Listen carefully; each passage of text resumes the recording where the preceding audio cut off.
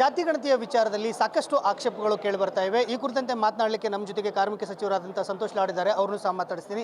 Sir, ಜಾತಿ ಗಣತಿ ವಿಚಾರದಲ್ಲಿ ಜನಸಂಖ್ಯೆಯ ಆಧಾರದಲ್ಲಿ ಲಿಂಗಾಯತ ಮತ್ತು ಒಕ್ಕಲಿಗ ಸಮುದಾಯ ಸಾಕಷ್ಟು ಆಕ್ಷೇಪವನ್ನು ಎತ್ತಾ ಇದೆ. ಏನು ಹೇಳ್ತೀರಾ?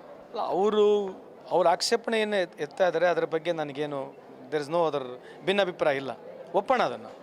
ಈಗ ಸರ್ಕಾರ ದುಡ್ಡನ್ನು ಖರ್ಚು ಮಾಡಿ ವರ್ಷಾನುಗಟ್ಟಲೆ ಎಲ್ಲರ ಮನೆಗೆ ಬಾಗಿಲಿಗೆ ಹೋಗಿ ಒಂದು ವರದಿಯನ್ನು ಸಲ್ಲಿಸದೆ ಮಾಡಿದೆ.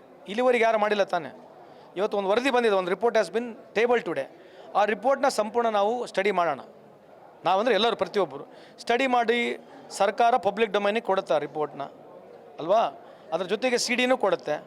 ಆ CD ಆ ರಿಪೋರ್ಟ್ನ ನಾವು ವೆರಿಫೈ ಮಾಡಿಬಿಟ್ಟು ನಮ್ಮದು ಈ ತಾಲೂಕಿನಲ್ಲಿ ಈ ಹೋಬಳಿನಲ್ಲಿ ಈ ಥರ ಜಾಸ್ತಿ ಇದೆ, ನಮ್ದು ಇಲ್ಲಿ ಕಮ್ಮಿ ಆಗಿದೆ ಅಂತ ಸರ್ಕಾರಕ್ಕೆ ಗಮನಕ್ಕೆ ತಂದರೆ ಅಥವಾ ಸಮಿತಿಗೆ ಕಮಿಟಿಗೆ ಗಮನಕ್ಕೆ ತಂದರೆ ಅದನ್ನ ವೆರಿಫೈ ಮಾಡ್ಬೋದು. ಯಾವುದೂ ನೋಡ್ಲಾರಂಗೆ, ಸಂಪೂರ್ಣ ದಾಖಲಾತಿಗಳನ್ನ ನೋಡ್ಲಾರಂಗೆ ಸಾರಾಸಕ್ತವಾಗಿ ನಾವು ಜಾಸ್ತಿ ಇದ್ದೀವಿ ಅಂತ ಹೇಳ್ತಕ್ಕಂಥದ್ದು ಸರಿಯಿಲ್ಲ ಅಂತ ನನ್ನ ಅಭಿಪ್ರಾಯ.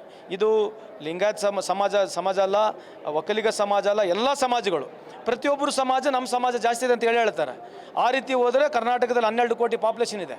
ಸೊ ನಾನು ರಿಕ್ವೆಸ್ಟ್ ಮಾಡ್ತಕ್ಕಂಥದ್ದು, ಸರಿಯೋ ತಪ್ಪು ಇರ್ತಕ್ಕಂಥದ್ದನ್ನು ಇವತ್ತೇ ಸರಿಯಿಲ್ಲ ಅಂತ ಹೇಳ್ತಕ್ಕಂಥದ್ದು ಸರಿಯಿಲ್ಲ ಅಂತ ನನ್ನ ಅಭಿಪ್ರಾಯ. ಅಂದರೆ ಅಹಿಂದ ವರ್ಗವನ್ನೇ ಹೆಚ್ಚಾಗಿ ತೋರಿಸುವಂಥ ಪ್ರಯತ್ನಗಳಾಗ್ತಾ ಇವೆ ಅನ್ನೋ ಒಂದು ಆರೋಪ. ಅದೇ ರೀ, ನಾನು CD ಕೊಡ್ತೀನಿ ನಿಮಗೆ. ನನ್ನ ತಾಲೂಕಿನಲ್ಲಿ ಅಹಿಂದ ವರ್ಗದಲ್ಲಿ ನೀವು ಇದ್ದೀರೋ ನಾನು ಇದ್ದೀನಿ. 5,000 ಜನ ಜಾಸ್ತಿ ತೋರಿಸ್ಬೇಕಂದ್ರೆ ಹೆಸರುಗಳು ಬರಿಬೇಕಲ್ಲ, ಯಾರ್ದು ಬರಿಬೇಕು ನಾನು? ಈಗ ಅಹಿಂದ ವರ್ಗದವ್ರು ಜಾಸ್ತಿ ಬರಿಬೇಕು, ಹೆಸರು ಯಾರಂತ ಬರೀಲಿ? ಹೆಸರು ಎಲ್ಲೊಂದು ಹೆಸರು ಬರಿಬೇಕು ತಾನೆ, ಅದು ವೆರಿಫೈ ಮಾಡಿಬಿಡ್ರಲ್ಲ. ಬರೆದಿದ್ರೆ ತಪ್ಪಿದೆ. ಈಗ ನಿಮ್ದು ಜಾಸ್ತಿನ ತೋರಿಸ್ಬೇಕಂದ್ರೆ ಹೆಸರನ್ನು ಬರಿಬೇಕಲ್ಲ, ಯಾರ್ದು ಹೆಸರು ಬರಿಬೇಕು ನಾನು? ಹಳ್ಳಿಗಳಲ್ಲಿ ಭಾಳ ಈಸಿಯಾಗಿ ಪತ್ತೆ ಹಚ್ಚಿಬಿಡ್ಬೋದು. ಹಳ್ಳಿಗಳಲ್ಲಿ ಮನೆಗೆ ಪತ್ತೆ ಹಚ್ಚಿರ್ತಕ್ಕಂಥ ವ್ಯವಸ್ಥೆ ಇವತ್ತಿಗಿದೆ. ಅದು ಅಲ್ಲಿವರೆಗೆ ಬರೋವರೆಗೆ ತಡಿಬೇಕಲ್ವಾ? ಸೊ ಇದು ಪ್ರಶ್ನೆ, ನನ್ನ ಮೂಲ ಪ್ರಶ್ನೆ ಇದೆ. ಪಬ್ಲಿಕ್ ಡೊಮೇನ್ ಆಗಿ ಬಿಡ್ತೀರಾ ಇದನ್ನು ಅಂತ? ಖಂಡಿತವಾಗಿ ಬಿಡಬೇಕಲ್ಲ, ಸರ್ಕಾರ ಪಬ್ಲಿಕ್ ಡೊಮೇನಾಗ ಬಿಡಲೇಬೇಕಲ್ಲ. ಸೊ ಸರ್ಕಾರ ಬಿಡಲ್ಲ ಅಂತಂದಮೇಲೆ ನೀವು ಇದನ್ನು ಆತಂಕ ಕೇಳಬೇಕು. ಸರ್ಕಾರ ಕೇಳಿ, ಮಾನ್ಯ ಮುಖ್ಯಮಂತ್ರಿಗೆ ಕೇಳಿ. ನನಗಿರ್ತಕ್ಕಂಥ ಮಾಹಿತಿ ಪ್ರಕಾರ ಮೋಸ್ಟ್ಲಿ CD ಮುಖಾಂತರ ಬಿಡುಗಡೆ ಆಗ್ತಕ್ಕಂಥ ಸಾಧ್ಯತೆ ಇದೆ.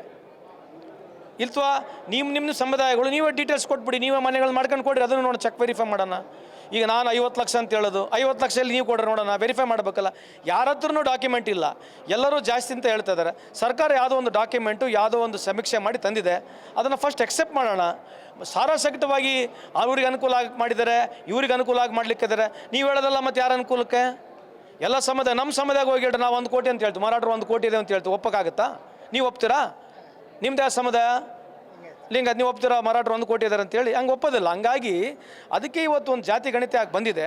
ಇದನ್ನು ಸಾರಾಸಗಟವಾಗಿ ಪಬ್ಲಿಕ್ ಡೊಮೈನಲ್ಲಿ ಬರಲಿ, ಚರ್ಚೆ ಆಗಲಿ. ಇದ್ರ ಮುಖಾಂತರ ಈಗ ಯಾವಾಗಲೂ ಯಾವುದೇ ಒಂದು ಹೊಸಾದ ಈ ರೀತಿ ಅಂತ ದೊಡ್ಡ ಒಂದು ಸಮೀಕ್ಷೆ ಮಾಡಿದಾಗ ಭಿನ್ನಾಭಿಪ್ರಾಯಗಳಿರ್ತಾವೆ. ಎಲ್ಲ ಭಿನ್ನಾಭಿಪ್ರಾಯಗಳಿಗೆ ನನಗೆ ಗೌರವ ಇದೆ. ಎಲ್ಲ ಆಲ್ ಡಿಸಿಡೆಂಟ್ಸ್ ಏನೋ ಸರಿಯೋ ತಪ್ಪಂತ ಏನು ಮಾತನಾಡ್ತಿದ್ದಾರೆ, ಅದು ಗೌರವ ಇದೆ. ಆದರೆ ಒಂದೇ ಒಂದು ಸಂಪೂರ್ಣ ಬರಲಿ, ಅದನ್ನು ಜಸ್ಟಿಫಿಕೇಷನ್ ಸರಿಯೋ ತಪ್ಪಂತಕ್ಕದ್ದನ್ನು ಕಂಡಿಡಿದ ಮೇಲೆ ಮಾತಾಡಿದ್ರೆ ಒಳ್ಳೇದಂತ ನನ್ನ ಅಭಿಪ್ರಾಯ. ಕೊನೆಯದಾಗಿ ಈ ವಿಚಾರಕ್ಕೆ ಸಂಬಂಧಿಸಿದಂತೆ ಸಚಿವರಲ್ಲೇ ಸಾಕಷ್ಟು ವಿರೋಧಗಳಿವೆ ಅನ್ನೋ ಒಂದು ಮಾತು. ಅದೇ ಹೇಳ್ತಿರೋದು, ವಿರೋಧ ಅಂತಕ್ಕಂಥದಕ್ಕಿಂತ ಜಾಸ್ತಿ ಅಸಮಾಧಾನ ಇರ್ಬೋದು. ನಮ್ದು ಜಾಸ್ತಿ ಇದೆ, ಎಲ್ಲ ಸಮುದಾಯಗಳ ನಾಯಕರು ನಮ್ದು ಜಾಸ್ತಿ ಇದೆ ಕಮ್ಮಿ ಅಂತ ಹೇಳ್ತೀವಿ ನಾವು. ಸಚಿವರು ಕೂಡ ಇರಲಿ, ಯಾರೇ ಇರಲಿ, ಸಚಿವರು ಇರಬೇಕಂತಲ್ಲ. ಈಗ ಸಮುದಾಯ ಪರವಾಗಿ ನೀವು ಮಾತನಾಡಿದ್ರು ನಿಮ್ಮ ಸಮುದಾಯ, ಎಲ್ಲ ಸಚಿವರುಗಳು ಆ ರೀತಿ ಮಾತಾಡ್ತಿಲ್ಲ ನಾನು ಭಾವಿಸ್ತಾ ಇದ್ದೇನೆ. ಮಾತಾಡಿದ್ರು ಕೂಡ ಎಲ್ಲ ಕರ್ನಾಟಕದ ಜನತೆಗೆ ಒಂದೇ ಒಂದು ಇರ್ತಕ್ಕಂಥದ್ದು ಮದ್ದು, ಆ CD ಬರುತ್ತೆ. ಆ ಟೋಟ್ಲ್ ನಿಮಗೆ ಯಾವ ರೀತಿ ರಿಪೋರ್ಟ್ ಆಗಿದೆ, ಯಾವ ತಾಲೂಕಿನಲ್ಲಿ ಎಷ್ಟಿದೆ, ಯಾವ ಸಮುದಾಯಗಳು ಎಷ್ಟಿದೆ ಅಂತೇಳಿ ಬುಕ್ಕು, ಆ CD ಬರುತ್ತೆ.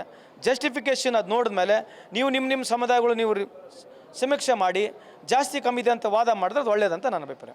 ನಮಸ್ಕಾರ. ಇದಿಷ್ಟು ಕಾರ್ಮಿಕ ಸಚಿವರಾಗಿರ್ತಕ್ಕಂಥ ಸಂತೋಷ್ ಲಾಡ್ ಅವರ ಮಾತುಗಳು. ಕ್ಯಾಮರಾಮನ್ ಅಜಯ್ ಜೊತೆ ವೀರೇಶ್ ದಾನಿ, guarantee news, Bengaluru. Guarantee news, ಸುದ್ದಿ ಖಚಿತ, ನ್ಯಾಯ ನಿಶ್ಚಿತ.